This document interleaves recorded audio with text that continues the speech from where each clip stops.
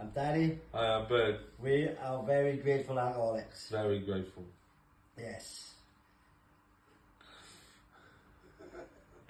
So, we're going to talk about doing inventory.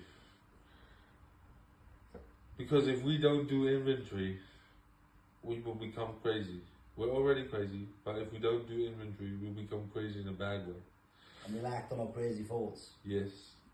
Because I've explained always to the people that I've mentored, that I don't know if it makes any sense, but in our bodies is a volcano. And the more you don't deal with the things that bother you, the more that volcano fills up until it gets to the top and then it just explodes. And by doing your inventory, writing down the stuff that bothers you, seeing your part in it, getting rid of it, it empties that volcano out and it just leaves that open space for your soul to fill, or for a higher power to fill, to make you feel blessed, to make you feel happy. It's very hard to explain, but yeah, don't let that volcano erupt, because it's just chaos after that.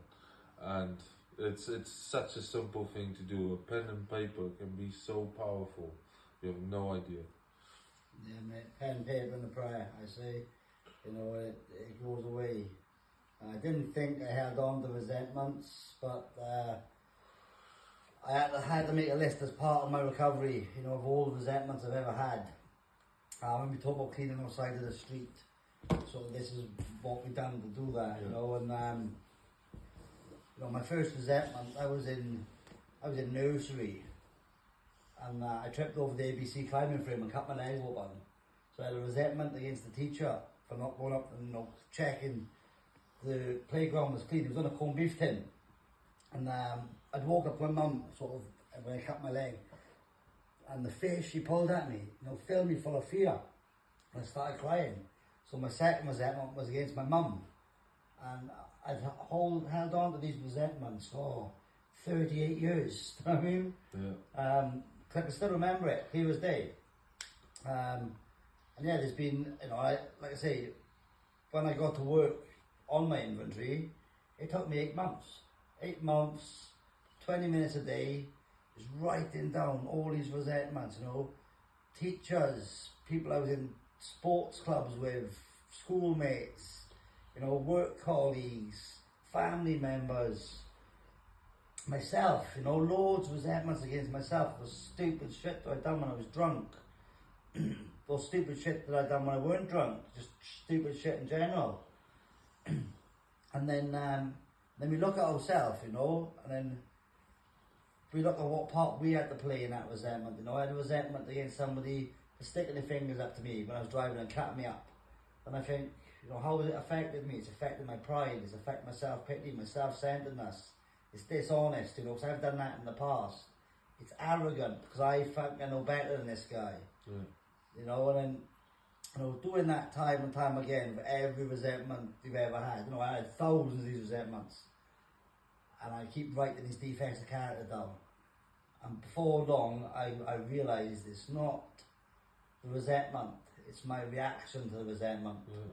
That's bothered me for all this time. And yeah, it was eye-opening, mate. Yeah. It was really, really eye-opening. Yeah, it was difficult to do, man. Yeah, and we've touched on defects of character before, and I think we'll go back through them in a bit more detail on a few of our next posts. Yeah. Because they're a massive part of my recovery. Yeah. Learning about myself, learning how to deal with my resentment, learning how to write it down, look at my part to play in it, and moving on, and there it goes. Do you know what I mean? Yeah. Instead of keeping it all day, you know, when I was drinking, I'd get resentment in the morning. When I get to work with the ump, then I'd get resentment against my boss, or some work colleagues, or some subbies. You know, I'm just picking up all these resentments during the day. And then I'm, you know, leaving work late, so I've got a resentment. And I'm feeling like a drink, but I'm thinking in my head, oh, my wife's going to, you know, not be happy for a drink. But fuck it, I'm going to do it anyway, because I've got all these resentments in me. And I've got a resentment against myself for drinking, I've got a resentment against my wife before I even get in the door. And like you say, that volcano just erupts, mate, you know? And then I end up drinking the blackout, swearing not to do it again the next day, but I'm collecting all these resentments as I go.